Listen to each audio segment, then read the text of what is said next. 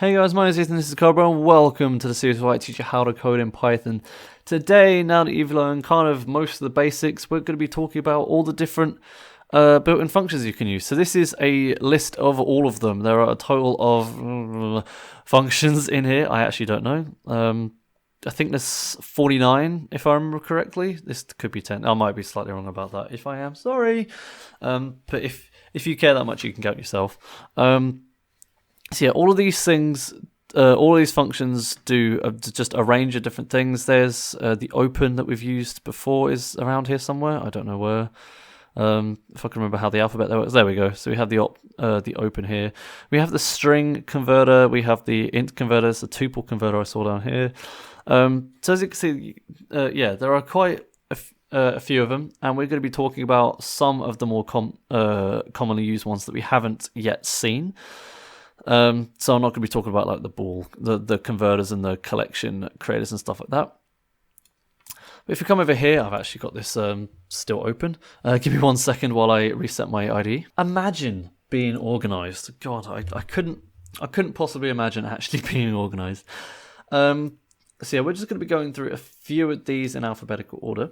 So the first is abs, which stands for absolute. So essentially what this does is it returns the positive value. It returns the positive value of whatever you typed in. So abs1 would just return. Oh, actually, I need to print it out, don't I? They say in a notebook. There we go. So abs1 prints 1. Abs minus 1 prints 1. It just returns the positive value, or more specifically, the absolute value, which in this case is 1. I'm going to make this a little bit bigger. And then you've got the all and any. So these are like comparison ones. So essentially, you pass in a list or a tuple or even a generator of checks, and if with the all, I'll actually bring up the any. With the all, this is returns a boolean, and it returns true if all of the checks passed into it are true. Any checks if any of them are true. So, for example, I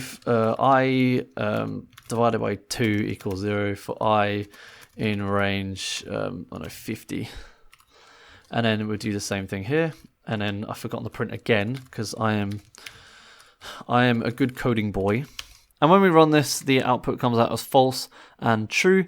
Of course, it is not the case that every single number between 0 and 49 inclusive is even, so this all check fails. However, I'm pretty sure there is at least one even number between 0 and 49 inclusive, so the true so the any method returns true. That's just like kind of a really nice thing to have if you need to do multiple checks. I need to check if they are all there. So the next ones I want to show off are the odd and the car or char or however you want to pronounce it functions. So what these do, you pass a number into odd. No, you don't. You pass you pass an ASCII value into odd, and it gives you its numerical representation, and you pass a number into character, and it gives you its its character, I suppose. So we do Control B. I didn't do print again. I am the worst. I am. Oh my god! I just keep forgetting. Maybe I should just leave print on here. Or maybe I should have done this in the terminal. Who knows?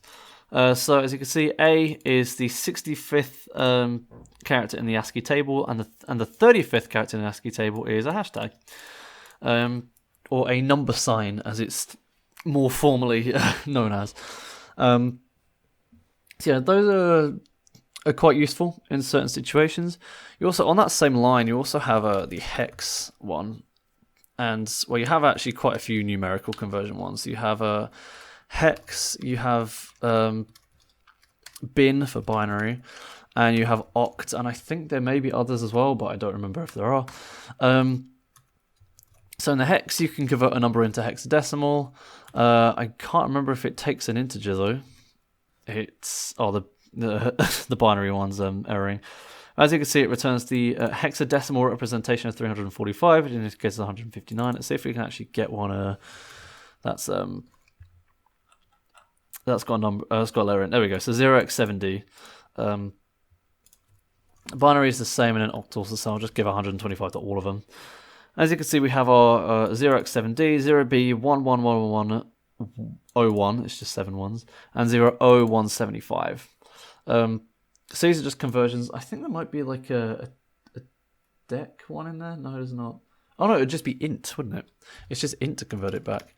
So you could do int 0x f5, and I believe you have to actually pass base equals 16 to convert it back. Yeah, there we go. So that is 245. Let's actually pass in 7D just so we can make sure that we're doing it correctly. Oh, 7D. And then we hit Control B, and then we get 125 back. So the int can actually take multiple bases, although the base does have to be correct if you're just doing it like this, because it's expecting something in base 10, it will error, so you do have to keep that in mind. Also on the numerical front, there are min and max. So the minimum and maximum, obviously, it kind of does as you expect. So you pass in a collection of values, so 1, 2, 3, and then 1, 2, 3, and the minimum and the min will pass out the minimum value, the max will pass out the maximum value. Fairly self-explanatory, really. Still sticking to numbers, we also have the sum, which essentially just takes a list or just a collection of numbers and adds them together. So sum of 1, 2, and 3 is 6. I don't know if it can take it like this or if it does have to be a list. It cannot take it like this.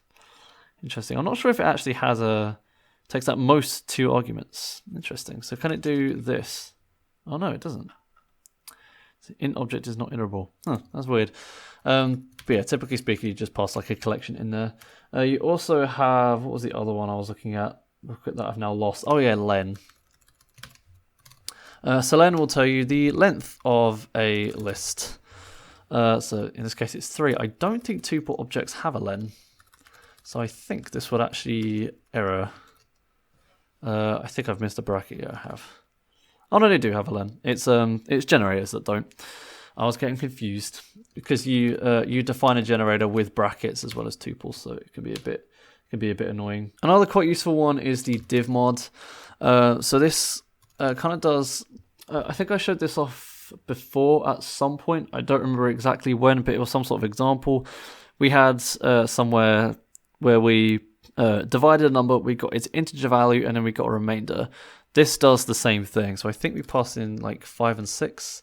And there we go. We get a tuple back, so 0 and 5. So if we had a 10 and 6, so 6 goes into 10 once, and you have 4 left over. So if you don't want to do it that way, then the DIVMOD function is available. However, I think just doing it using mathematical operations is slightly faster because you avoid having to do a function call, but I don't know for sure. Okay, so one of the last ones I want to show you, I probably should have done this more on collections a bit, but I didn't. It's the sorted one. So you can just sort a list, so 3, 4, 1. It gives you back a sorted list. If you do want to sort stuff, then this is probably the best way to do it. Of course, lots of educational institutions ask you to build your own sorting algorithms, and it is good to know all these different algorithms, but oftentimes in production, it's better to use the ones that are given to you because these would have been optimized by the people that actually wrote the language to begin with. And this would almost definitely be using the quicksort method, which is normally, on average, the fastest one. Although, of course, it can so happen that it's not for whatever reason. And the final example that I want to show you, of course, there are many, many more, but the final one that I want to actually show you properly that we haven't seen yet is the dir. So the dir takes an object, wasn't originally going to do object ones because we haven't covered object-oriented programming yet. However, this one is actually really useful, so I'm going to show it off. So before I do that, I do actually need to do some stuff. I'm just creating this because it does need to be an object, and I can't think of any that are like... I can't think of any built-in objects that would be useful, so we're just going to do it on our file. So we have our file, which is our file IO. However, if you print file like that, then we just get a list of attributes and methods that we can call. So we have all these dunder stuff. Here's the enter and the exit I was actually talking about with the context managers. But here's our read method. Here's our write method. Somewhere around there it is. So if you're not sure what you can do with a particular object, then this is just a really good one to just see what is there. For what I can tell, dir isn't always exhaustive. There are some instances where it does miss out some stuff, I've noticed. But it is very rare. I'm not sure if there's like a particular property that people can employ to hide functions. But yeah, as you can see, our file IO does actually have quite a lot, including a lot of operator overloads, which I will talk about at some point in the intermediate segment. But yeah, this is just a really good one to use if you're stuck on a thing. Of course, then you could experiment with all the others in this list. So we've seen enumerate before. As I said, we've seen like the string and the int ones before. We've seen the tuple one before. We've seen type before. Range we've seen before as well.